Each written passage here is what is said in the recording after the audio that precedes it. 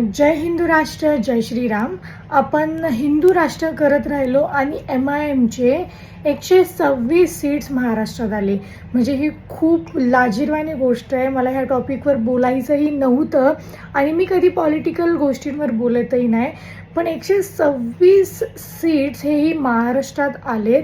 आणि आता चर्चेत असलेली जी मुंब्राची सहार शेख हिने खूपच बेकार स्पीच दिले, ते पण खुले आम.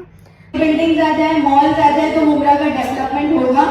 मुझे लगता है कि आवाम की ग्रोथ मुंब्रा का डेवलपमेंट है और किसी भी इलाके का डेवलपमेंट है. जब तक हमारे लोग नहीं बढ़ते, हमारे IAS के पहले मैंने मास्टर्स किया है, masters in international human resources management. Degree in management आणि IAS ची तयारी करणारी मुलगी, तिचं डेव्हलपमेंट म्हणजे काय?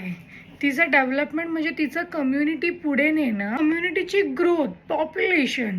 म्हणजे तिला तिचं पॉप्युलेशन वाढवायचं आहे, तिची कम्युनिटी पुढे न्यायची आहे.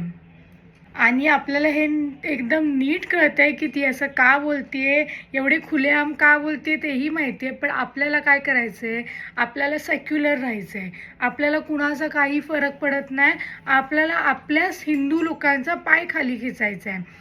पण ते लोकांची एकता, खरं त्यांच्या एकताला दाद दिली पाहिजे. कैंडिडेट खड़ा नहीं है उस पैनल में नोटा का बटन दबाना, लेकिन एक लोगों को एक भी वोट नहीं देना से.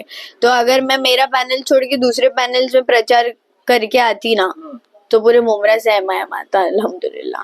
मला हा प्रश्न ना जे सेक्युलर करतात ना त्यांना विचारायचा आहे. ती खुले आम बोलतीये की तुमच्या पॅनलमध्ये मुस्लिम कॅन्डिडेट किंवा MIMचे जर कॅन्डिडेट नसतील तर तुम्ही नोटा दाबा.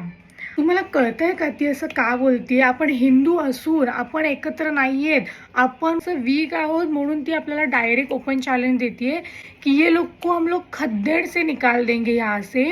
कारण की ते लोक एक आहेत आणि आपण आपल्यातच फूट पाडणारे हिंदू.